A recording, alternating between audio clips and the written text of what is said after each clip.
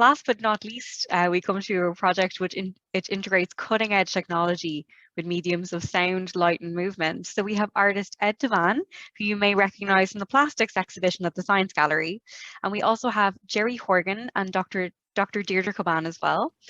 What an amazing way to end the evening with a project that explored how to interpret the very intricate theories behind quantum mechanics through space in such an interactive and dynamic way. So Ed, I might come to you first. Interpreting these concepts was such an ambitious task that was executed so brilliantly in your work, Rotation Relay. Could you explain this artwork to the audience and describe how you decided on materials and movements of the piece and the relationships between these used to represent certain aspects of how quantum communications works? Sure. I suppose it's important for me to say at the start that my understanding of quantum communications is a little bit better than what it was before. Jerry and Deirdre definitely simplified it for me in a way that I could kind of comprehend.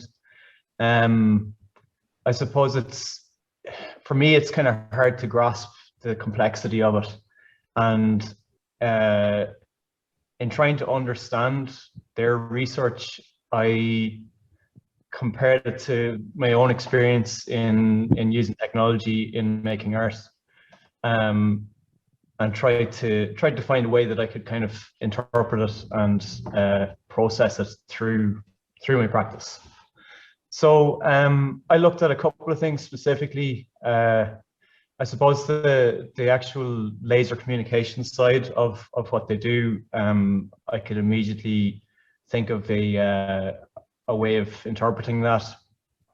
There's a kind of a fairly common project where you can use a laser pointer to send data, like an audio signal or digital signal or whatever, which I had done years ago when I was learning electronics, kind of just experimenting with things. So basically part of that, you could see in the video, and you can see the piece here behind me. There's basically an audio signal that is generated and is communicated through the light coming from this laser here, which gets sent to this smaller unit here, and it matches the audio being generated by the main piece. So what I was kind of going for with that pairing or mirroring, I suppose, of the signal being in two locations was the entanglement. Am I right, Jerry? Yeah. Yeah. I love that Jerry's coming to us from space as well. Teleportation, actually. Teleportation was probably more what I was getting at. That kind of idea that the information from one atom can be kind of communicated to another location, and that information can be sent in that way. So yeah, that's what I was going with that. And then how the thing is actually built is really it's based on the idea of the gyroscope. They've basically kind of taken the movement of the photon around an atom and trying to think of a kind of a visual real world analog for something that's so tiny and kind of imperceptible. And the gyroscope, in that it's a device that can rotate in multiple dimensions. Yeah, I just tried to think, how could I build something like that used movement, light and sound together in a way that was kind of engaging, that would appeal to the target audience, which is kind of primary school age children. So yeah. It's brilliant. Thank you so much, Ed. And it's great. It's such an achievement to take such, I suppose, quite abstract concepts that many of us wouldn't be familiar with and interpret them in such a tangible way. And hopefully we will eventually be able to see this piece in a space, and we can actually, you can actually work, kind of change the controls yourself to change the movement of the piece, right? As well. Yeah. So that's going to be amazing if we can get into a physical space. And I would definitely recommend having a look at it in the virtual exhibition as well. So On that point, actually, so quantum communications is something that many of us in the room may not be familiar with. But I suppose Jerry and Deirdre, in as succinct a way as possible, what is quantum communications, and what are the advantages of communicating through space specifically? And is this very different than our current communications infrastructure? Okay, there's a lot in there, and I'll try and unpack it as easily as I can. So quantum communications, it's primarily driven by security. So quantum computers are coming and they're able to crack encryption that we would use for our internet banking and stuff very, very quickly. They will soon enough. And what we have to do is create a new communications mechanism that's very secure. So as Ed started he started talking about teleportation and entanglement and things like these. And these are all basic quantum properties. And without getting into too much of the details of that, what entanglement means is you can get two photons, tiny bits of light, but they get bound together. They get completely bound together, but you can separate them and send them to distances quite far apart. And whatever you do to one happens to also happen to the other one as well. And so you can make a change to one, or you can interact with one, and that will happen, and then that can be translated to the far end very quickly. So that's what's known as teleportation. And that teleportation is very secure, and that can be over any kind of distance. The other properties then that we have is we have things like superposition, which is what you'd see with that gyroscope as it's spinning around. We're able to get a bit more data from that.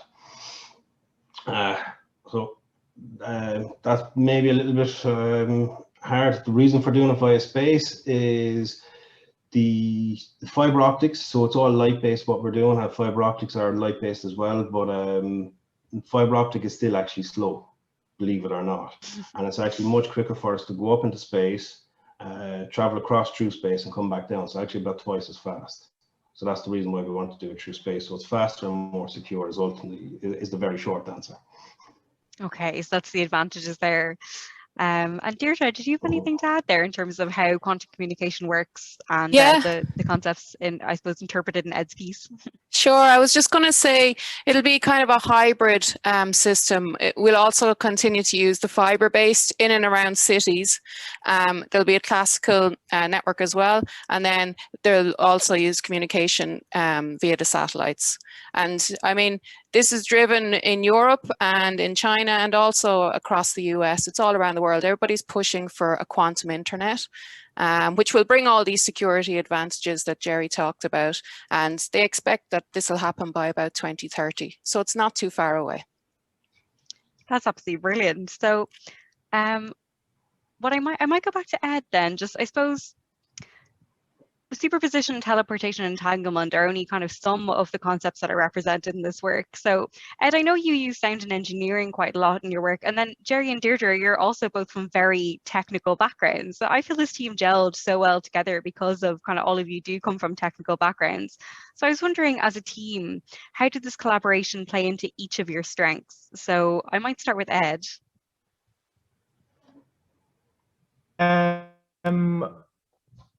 Well, I suppose the idea that I kind of proposed was building on experience that I've gained over years with electronics and digital fabrication, so using 3D printing and laser cutting and things like that.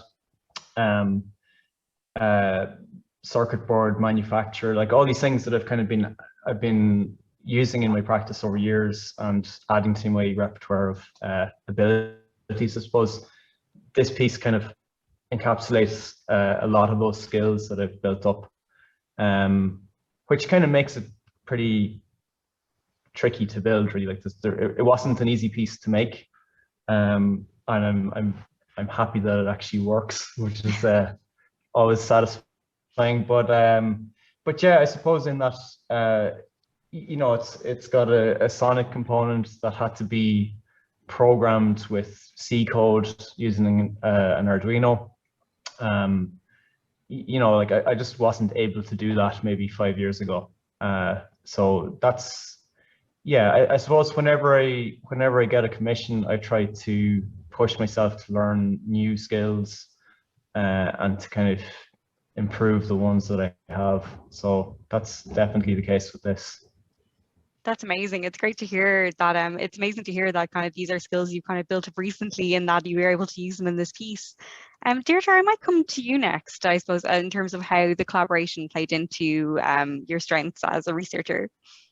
I think it's quite interesting about Ed mentioning he learned some new skills there about Arduino and C programming, because that's the type of thing we see quite a bit in science fairs. I'm quite involved in science fairs, and you know, I think this piece will really work very well in the schools because you can bring it to the level of what the students will understand as well, by describing the new skills that you picked up. I suppose from my point of view, it was always about trying to make these concepts understandable for the public and for students. So from that point of view, I really enjoyed doing this project. That's absolutely brilliant. So Jerry, I might come to you next in terms of the strengths of this collaboration, if you've any thoughts there. Yes, so it was, we did our best to explain the concepts even as we understand them. So sometimes we don't fully understand them ourselves. So we did our best to explain them to Ed without confusing Ed or confusing ourselves. And it was a real iterative process. So we started with photons, then we started talking about superposition, so just the spinning and things like that. And then we started talking about degrees of freedom and lots more technical things. And we would bring in one at a time and let Ed go off and think about it, and he'd digest it, internalize it, and he'd come back with something. And so we never tried to influence what Ed was doing. It was up, we always thought it was for Ed to interpret it. So we'll explain it as best as we can, and Ed has to interpret it, you know, and I think that's why this has worked out. Absolutely, you know, that absolutely, it definitely comes across. It's absolutely amazing how you've managed to kind of, I suppose, encapsulate such abstract concepts. I'd love actually to go back to, I know Jerry and Deirdre, you both mentioned about how the quantum computers and how the internet will look very different in the future. And I was wondering if you could elaborate a bit on that. I know Deirdre, you mentioned potentially 2030 is when we could start seeing some of these changes. I was wondering, what would these changes look like for us in the next 30 to 50 years? I guess we can't really anticipate. There's some problems out there that we need to think about trying to solve that we can't solve with our current computers. But when we get the quantum computing going, and if you can have quantum computers connected over a distributed network of like through quantum communication, then you get a much more powerful machine, and you can solve more difficult problems. So to the average person, it's not going to look that different. You'll still just type away on your laptop and solve problems or send your emails. Emails just might arrive somewhere else more quickly, or you can send much more in your email, or you can do much more. You can send much more information across this, and it will be future-proof, secure. Okay, very interesting. And Jerry, do you have any thoughts there? Anything you'd like to add? Yeah, it's really around the security, you know, the security is the major driver of it, but there's also a capability to get much more information into less space effectively. So we could see a real explosion in data rates. So your download capacity, that kind of stuff, that could get very, very fast. Okay, very interesting. And I suppose there's one final question for all three of you. How important is it for younger generations to harness the power of creativity and innovation in creating new possibilities such as this technology? So I don't know if anybody want to jump in and go first, or maybe we'll go to Ed first. I suppose creativity is sort of the binder that can pull together lots of different bases of knowledge. You know, you could,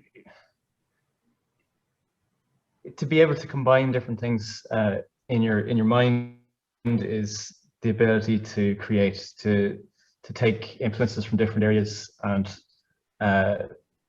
yeah, split them into something new.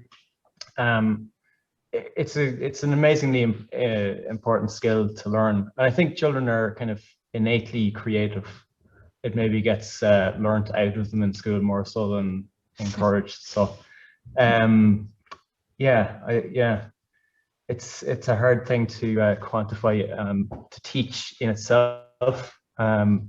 when I give workshops, I generally try to impart that kind of creative experience through giving children and young people an insight into what I do, because I get a huge kick out of being creative.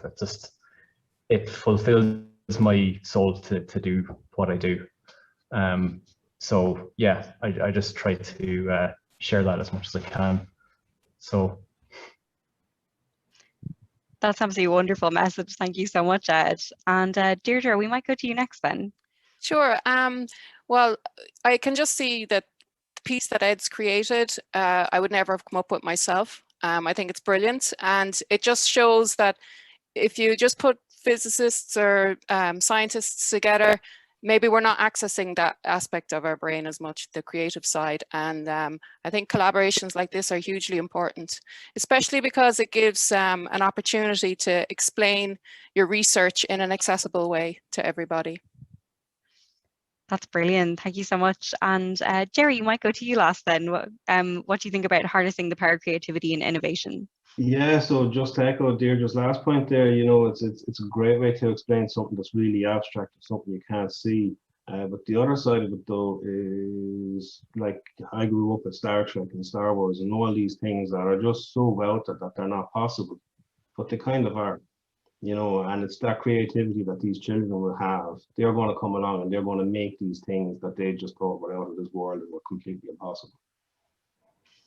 I love that. I'm being inspired by Star Trek, and now you're working with quantum communications in space. That's brilliant.